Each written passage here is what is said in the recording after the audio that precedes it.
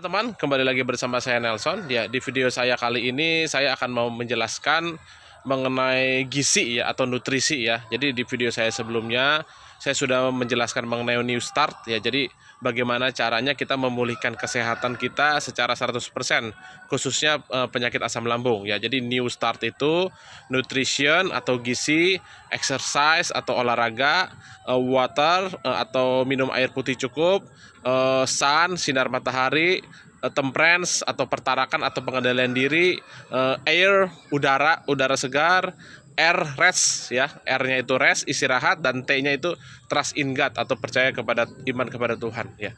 Jadi saya akan lebih mendetail di video kali ini mengenai N-nya itu nutrition atau gizi. Ya, jadi pada dasarnya karena saya ini penyuluh kesehatan ya, saya sudah saya sudah keliling Kalimantan memberikan penyuluhan kesehatan, dan yang saya berikan penyuluhan kesehatan itu bukan masyarakat umum tapi biasanya adalah PNS ya. Jadi biasanya saya bekerja sama dengan Dinas Pendidikan untuk memberikan penyuluhan kesehatan di tingkat SD, SMP, SMA, dan itu saya sudah lakukan mungkin 7-8 tahun ya. Jadi pada saat selama saya memberikan penyuluhan kesehatan, pada dasarnya inti kesimpulannya adalah orang Indonesia itu kurang paham mengenai gizi ya. Jadi orang Indonesia taunya itu sehat itu adalah apa? Makan nasi, makan ayam atau makan daging cukup. Nah, jadi saya akan jelaskan. Jadi pada dasarnya inti dari gizi itu adalah kalau diluaskan itu adalah 16 unsur. Ya, tapi saya rangkumkan saja, mungkin di video saya selanjutnya akan saya jelaskan yang 16 unsur ini. Tapi di video kali ini saya hanya menjelaskan mengenai 6 unsur gizi. Yang pertama itu adalah protein, yang kedua itu adalah lemak, yang ketiga adalah karbohidrat, yang keempat adalah vitamin, yang kelima adalah mineral, dan yang keenam adalah apa? Air. Ya, jadi 6 unsur gizi ini harus kita konsumsi setiap hari. Nah, tapi kebanyakan orang Indonesia tidak paham sumber protein apa, sumber lemak apa, sumber karbohidrat apa, sumber vitamin dari mana, mineral dari mana, air dari mana. Ya, kalau air mungkin kita semua tahu ya, dari minum air putih. Nah, tapi 5 unsur ini terdapat dari makanan apa saja. Nah, disinilah saya akan jelaskan. Jadi protein, ya, sumber dari protein itu adalah semua jenis kacangan, ya, kacang hijau, kacang tanah, kacang kedelai, kacang almond, kacang mete, daging, ikan, telur, susu. Ya, itu adalah sumber protein. Ya, sumber lemak, ya, sumber lemak dengan sumber protein hampir sama. Dari daging, ikan, telur, kacang-kacangan, kacang tanah, kacang kedelai, kacang hijau. Itu pun sumber lemak. Ya, termasuk buah alpukat, minyak zaitun. Ya, seluruh jenis minyak-minyakan itu mengandung lemak. Ya, nanti kalau di penjabaran lagi ada lemak baik, ada lemak jahat, nanti di video saya selanjutnya saja. Nah, sumber dari karbohidrat, ya, jadi sumber dari karbohidrat itu nasi, talas, kentang, jagung, gandum, apalagi banyak lagi yang lain sebagainya ya, singkong, ubi, itu adalah sumber-sumber karbohidrat ya. Bagaimana dengan vitamin dan mineral? Itu semuanya hanya terdapat di dalam sayur dan buah. Kalau air ya jelas dari minum air putih ya. Tapi kebanyakan dari orang Indonesia, coba kita perhatikan, makan pagi, kebanyakan kita makan pagi apa? Makan nasi sama telur. Ya, itu pada dasarnya hanya apa? Hanya protein dan karbohidrat. Ya, tidak ada vitamin dan mineral sama sekali. Jadi bisa dibilang kalau makan pagi misalkan kita hanya telur, kadang-kadang hanya ayam. Kita pun kasih makan anak kadang-kadang begitu ya. Nasi 1 porsi sama ayam goreng berapa potong. Pada dasarnya mungkin kuantitas yang kita masukkan ke dalam tubuh banyak, tapi pada dasar kualitas makanan itu mengandung sangat rendah kualitasnya. Jadi kita harus bedakan yang disebut dengan busung lapar dengan gizi buruk. Ya, jadi gizi buruk itu kalau kita pelajari pada dasarnya dialami banyak kepada orang-orang kaya. Kenapa? Kuantitas makan yang masuk ke dalam tubuhnya banyak, tapi kualitas makanannya buruk. Contoh, kita makan junk food. Ya, itu kan tidak ada nilai gizinya, ya. Hanya bisa dibilang hanya lemak aja, hanya protein. Itu pun lemaknya pun jelas lemak jenuh. Ya, tanpa vitamin dan mineral, tanpa antioksidan sama sekali. Ya, jadi otomatis walaupun kuantitas makanannya banyak, tapi kualitas gizinya rendah. Nah, jadi saya kasih contoh. Jadi pada dasarnya misalkan makan pagi, berarti kita harus ada makan protein ya, dari tempe, dari tahu atau dari daging atau dari ikan. Nah, dan saya mau tanda titik di sini. Untuk protein sekali makan itu maksimal 2 jenis. Ya, contoh, kalau kita makan sayur, makan nasi 1 porsi, kalau sudah tempe tahu jangan lagi dikasih ikan, ya. Jadi otomatis itu akan berlebihan proteinnya. Jadi protein itu pada dasarnya tidak terlalu banyak dibutuhkan oleh tubuh, ya.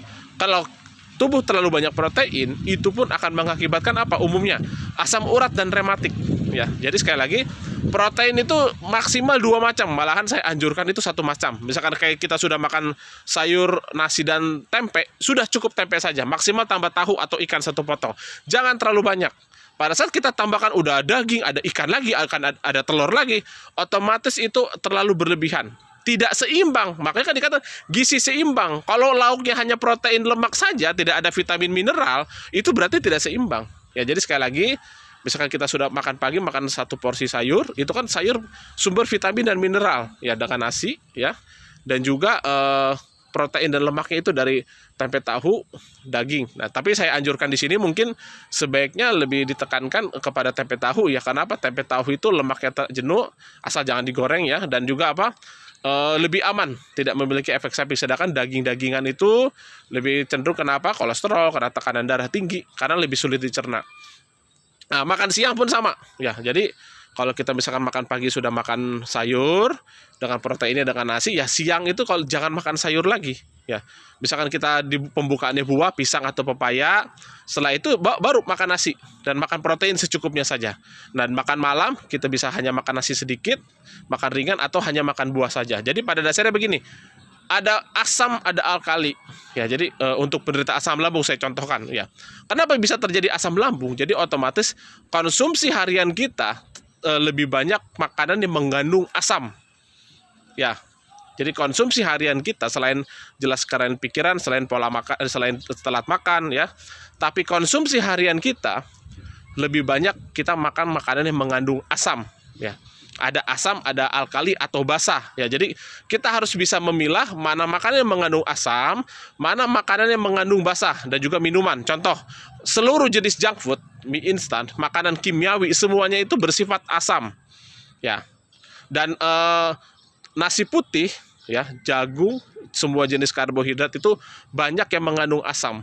Tapi bukan berarti kita tidak boleh makan makanan yang mengandung asam, boleh, tapi harus lebih sedikit dibanding makanan yang mengandung basah, ya. Makanan yang mengandung alkali atau basah itu adalah seluruh jenis sayur dengan buah. Jadi bisa dibilang ada beberapa jenis karbohidrat yang mengandung itu alkali atau basah. Contohnya apa? Ubi, singkong, talas. Itu adalah makanan yang karbohidrat yang mengandung basah. Jadi sangat dianjurkan bagi kita jangan makan nasi setiap hari sebagai sumber karbohidrat. Ya, bisa kita gantikan dengan singkong, bisa kita gantikan dengan ubi atau talas. Karena ubi dan talas itu kita makan agak banyak, tidak terlalu apa-apa. Kenapa? Karena gulanya rendah dan juga sifatnya itu adalah alkali. Ya, sedangkan orang Indonesia kebanyakan makanan pokoknya aja sudah bersifat asam. Nasi itu adalah asam. Jadi kalau kita misalkan mau makan nasi, sedikit saja. Kalau orang Indonesia terbalik, makan nasinya mentung, sayurnya hanya kuah-kuah, paling ikan asin. Ya gimana mau mencukupi tubuh? Gimana tidak terkena asam lambung? Ya. Minuman bersoda, minuman beralkohol, kopi, teh itu sifatnya asam. Ya. Jadi sekali lagi, minuman beralkohol, minuman bersoda, minuman yang di kemasan-kemasan itu, minuman-minuman yang katanya itu mengandung buah-buahan, itu sifatnya semuanya asam. Jadi minuman yang mengandung basa itu hanyalah apa? Sayuran, jus buah dan juga jus sayur, ya. Kalau air putih itu sifatnya netral, 7. Nah, jadi sekali lagi kita harus betul-betul paham bagaimana pola makan kita. Jadi kalau kita sudah terkena penyakit asam lambung, jadi kan otomatis tubuh kita ini terlalu banyak mengandung asam, ya. Jadi kita harus lebih banyak makanan yang kita makan itu adalah makanan yang mengandung alkali atau basah. Seluruh jenis daging, ikan, telur itu sifatnya asam, ya. Jadi pada dasarnya makanan yang mengandung asam itu hanya dikonsumsi 20% dari makanan yang mengandung alkali atau basah. Bisa dibilang konsumsi harian kita makan sayur dan buah itu harus lebih banyak dibanding apa? Makan protein, tempe tahu dan juga makan dari karbohidrat. Kecuali karbohidratnya itu kita ganti dengan karbohidrat yang mengandung alkali tadi atau basah tadi, yaitu apa? Ubi, singkong dan talas. Ya, jadi pada dasarnya untuk penyembuhan asam lambung tidak sesimpel dengan yang dipikirkan. Kalau memang betul-betul mau sembuh cepat, ya, Jadi betul-betul harus ikuti pola makan yang saya katakan tadi. 80% makanan yang mengandung alkali atau basah, 20% makanan yang mengandung asam. Ya. Jadi sekali lagi pada dasarnya yang saya sampaikan kepada teman-teman itu tidak langsung saya sampaikan ilmu saya semuanya. Ya. Saya kasihkan sedikit-sedikit. Kenapa? Supaya tidak kaget. Ya, karena kan bisa dibilang mindset orang Indonesia mengenai gizi itu kan yang penting makan daging. Tidak makan daging itu lemas.